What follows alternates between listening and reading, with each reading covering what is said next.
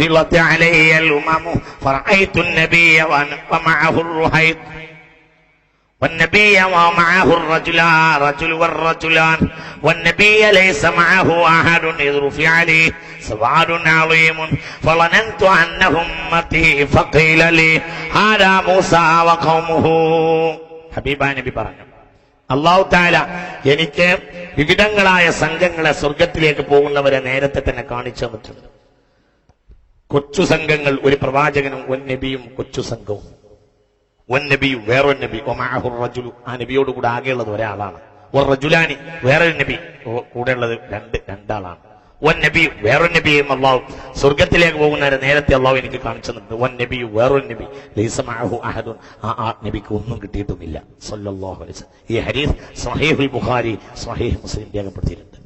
ഒന്നും കിട്ടാത്ത നബിമാരും ഉണ്ടാവും. ഒരാളെ പോലും ആയുസ് മുഴുവനും അള്ളാഹ്ക്ക് വേണ്ടി ചെലവഴിച്ചിട്ട് ഒരു അനുയായിയെ കിട്ടാത്ത നബിമാരുണ്ടായിട്ടുണ്ട്. അവിടെയാണ് മുഹമ്മദ് മുസ്തഫയുടെ പ്രത്യേകത. ചിന്തിക്കണം. ഈ ഹദീസ് ബുഖാരി മുസ്ലിം രേഖപ്പെടുത്തിയിട്ടുണ്ട്. വളരെ ശ്രദ്ധിക്കണേ. ഹബീബ നബീന് അള്ളാഹു എനിക്ക് നേരത്തെ സ്വർഗത്തിലേക്ക് പോകുന്ന മനുഷ്യന്മാരെ നേരത്തെ തന്നെ കാണിച്ചിട്ടുണ്ട്. ഒരു ചെറിയ സംഘം ആളുകളെയും കൊണ്ട് പോകുന്ന നബിയെ അള്ളാഹു കാണിച്ചു. ചില ആള് ഒരാൾ കൂടെ, ചില രണ്ടാൾ കൂടെ. നബിയ വേറെ നബിയെ കാണിച്ചു. സ്വർഗത്തിലേക്ക് പോകുമ്പോൾ ആ നബിയോട് കൂടെ ആരുമില്ല. ഒരു വലിയ സംഘം ആളുകളെ ഒരിക്കൽ അള്ളാഹു എനിക്ക് കാണിച്ചു. അതെന്റെ സമുദായമാകും എന്നാണ് ഞാൻ വിചാരിച്ചത്. ഫഖീലലി, അപ്പോൾ എന്നോട് പറയപ്പെട്ടു, ഹാദാ ഖൗമു മൂസ അലൈഹി ഖൗമുഹു, മഹാനായ ഹാദാ മൂസ അലൈഹി ഖൗമുഹു, അത് സയ്യിദുനാ മൂസ നബിയും അദ്ദേഹത്തിന്റെ ഖൗമുമാണ്. അപ്പോൾ എനിക്ക് ആഗ്രഹമായി എന്റെ ജനതയെ കാണാം. അപ്പോൾ അല്ലാഹു എന്നോട് പറഞ്ഞു, നിങ്ങൾ ചക്രവാളത്തിലേക്കൊന്ന് നോക്കൂ നബിയേ. ദുനിയാവിൽ അല്ലാഹു ഹബീബിനെ കാണിച്ചു കൊടുത്തൊരവസ്ഥ പറയാണ്. ചക്രവാളത്തിലേക്ക് നോക്കാൻ എന്നോട് അല്ലാഹു പറഞ്ഞു. ഞാൻ ചക്രവാളത്തിലേക്ക് നോക്കി. ഒരു മഹാസംഘം ആളുകൾ ഇങ്ങനെ സ്വർഗത്തിലേക്ക് ഒഴുകി വരുന്നുണ്ട്. അപ്പോൾ ഇത് എന്നോട് പറയപ്പെട്ടു, അങ്ങേ ചക്രവാളത്തിലേക്ക് നോക്കൂ എന്നോട് പറയപ്പെട്ടു. ഞാൻ ചക്രവാളങ്ങളിലേക്ക് ഇങ്ങനെ മാറി മാറി നോക്കി. അവിടെയെല്ലാം മഹാസൈന്യം, മഹാസംഘങ്ങൾ.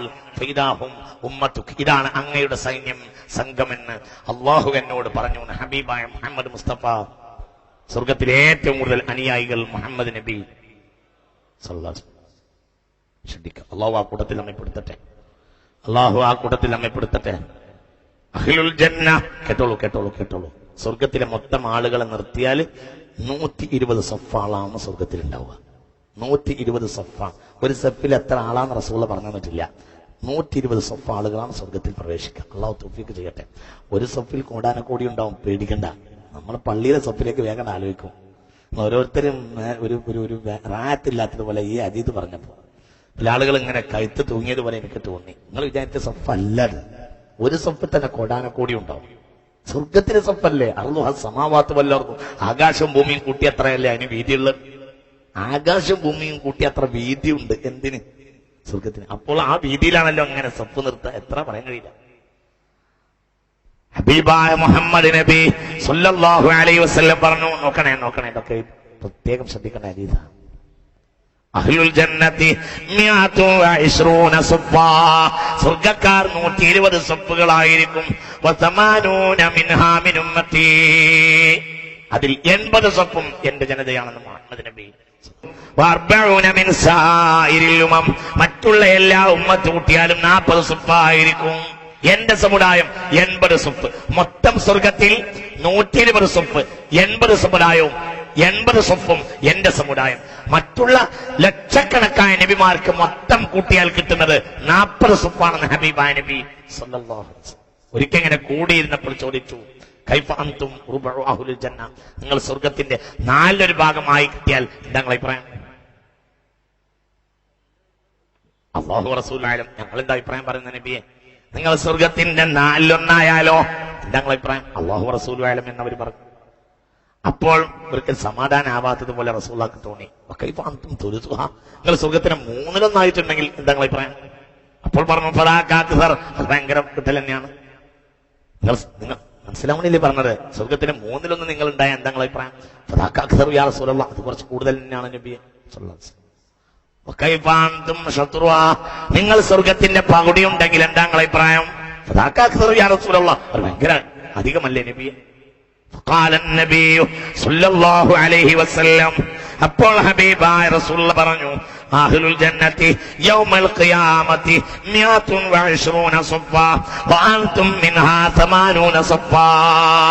നിങ്ങൾ 1/3 നിങ്ങൾ പകുതിയുമല്ല, നിങ്ങൾ 2/3 എന്ന് ഹബീബായ നബി സല്ലല്ലാഹു അലൈഹി വസല്ലം. അല്ലാഹു നമുക്ക് തൗഫീഖ് നൽകട്ടെ, അല്ലാഹു നമുക്ക് തൗഫീഖ് ചെയ്യട്ടെ. അമ്മാ വല്ലദീ നഫ്സി ബിയദിഹി ലയബ്അസന്നല്ലാഹു ബികും ഇലൽ ജന്നത്തി മിസ്ലൽ ലൈലിൽ അസ്വദി സുംറതൻ ജമീഅ. ഒരു മഹാപട, ഒരു ഇരുട്ട് പോലെ തോന്നും, ഒരു ഇരുട്ട് കട്ടി കൂടിയത് പോലെ തോന്നും എന്നാണ്. ഈ ഉമ്മത്ത് സ്വർഗത്തിലേക്ക് കയറി വരും, അത്രയാളുണ്ടാവും. ഇന്നാ അഅ്തൈനാക, ഇങ്ങോട്ട് നോക്കണേ, ഇങ്ങോട്ട് നോക്കണേ. അഊദു ബില്ലാഹി മിനശ് ശൈത്വാനിർ റജീം. ബിസ്മില്ലാഹിർ റഹ്മാനിർ റഹീം. ഇന്നാ അഅ്തൈനാകൽ കൗസർ ഫസല്ലി ലിറബ്ബിക വൻഹർ ഇന്ന ശാനിയക ഹുവൽ അബ്തർ. കൗസറിന്റെ ഒരർത്ഥം അവരുടെ ആലമത്ത് സുംറത്തുൽ മുഹമ്മദിൻ, വണ്ണ വലിപ്പാണ്. ഇതാണ് കൗസറിന്റെ ഒരർത്ഥം. കൗസറിന് ഒരുപാട് അർത്ഥമുണ്ട്. ഇന്ന അഅ്തൈനാകൽ കൗസർ എന്ന ആയത്തിന്റെ വ്യാഖ്യാനത്തിൽ തഫ്സീറുൽ കബീർ റാസി എടുത്തു നോക്കുക.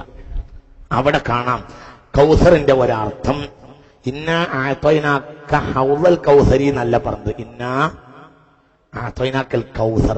കസറത്തിൽ നിന്നുള്ള എല്ലാ കാര്യത്തിനും കൗസർ എന്ന് പറയും. ഒന്ന് കസറത്തുൽ ഉലമാ, ഒന്ന് കസറത്തുൽ ഉമ്മ. എല്ലാം ഒരു ആലിം, ലക്ഷക്കണക്കായ ആളുകളെയും കൊണ്ട് ഒരു ആലിം വരും.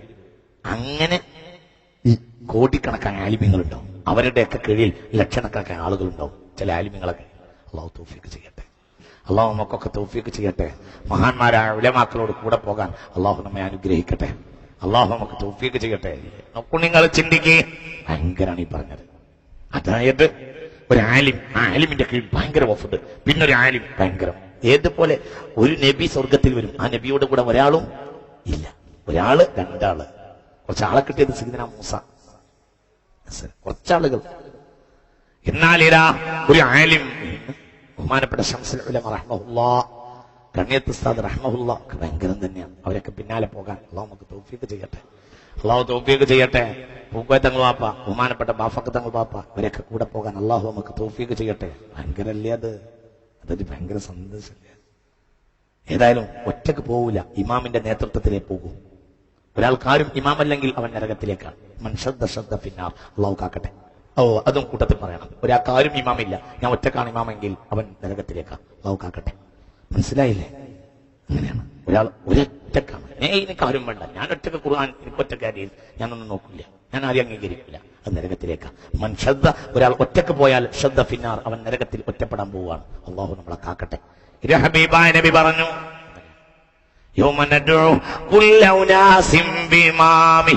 ഏതൊരാളെയും ഇമാമിന്റെ നേതൃത്വത്തിലേ വിളിക്കും, ഇമാമിന്റെ നേതൃത്വത്തിലേ വിളിക്കും. ഇമാം നല്ലവനാണെങ്കിൽ സ്വർഗത്തിൽ വരും. അള്ളാഹു തൗഫീഖ് ചെയ്യട്ടെ. മുഅ്മിനീങ്ങളെ, സ്വർഗത്തിൽ ആദ്യം കിടക്കുന്ന ഹബീബായ മുഹമ്മദ് നബിയാണ്. ആതി ബാബൽ ജന്ന യൗമൽ ഖിയാമ فاستفتحوا فيقول الخازن من أنت فأقول أنا محمد فيقول بك أمرت لا أفتح لأحد قبلك. സ്വഹീഹ് മുസ്ലിം. ഹബീബാ നബി പറഞ്ഞു, ഞാൻ സ്വർഗത്തിന്റെ വാതിലിന്റെ അരികിലേക്ക് ആദ്യമായി ചെല്ലും. അവ്വലുമായി യുഹർരികു ഹൽഖത ബാബിൽ ജന്ന ഖാല റസൂലുള്ളാഹി വമഈ ഉമ്മത്തി. അല്ലാഹുവേ, അല്ലാഹു നമുക്ക് തൗഫീഖ് ചെയ്യട്ടെ, അല്ലാഹു തൗഫീഖ് ചെയ്യട്ടെ. എന്റെ കൂടെ എന്റെ സമുദായവും ഉണ്ടാവും. സ്വർഗത്തിന്റെ വാതിലിന്റെ വട്ടക്കണ്ണി ആദ്യമായി പിടിച്ചിളക്കുന്ന ആൾ ഞാനായിരിക്കുമെന്ന് മുഹമ്മദ് നബി. മലക്ക് പറയുകയും ചെയ്യും, നിങ്ങൾക്ക് മുമ്പ് ഒരാൾക്കും തുറന്നു കൊടുക്കരുത് എന്ന് എന്നോട് പറഞ്ഞിട്ടുണ്ട് എന്ന് പറയും.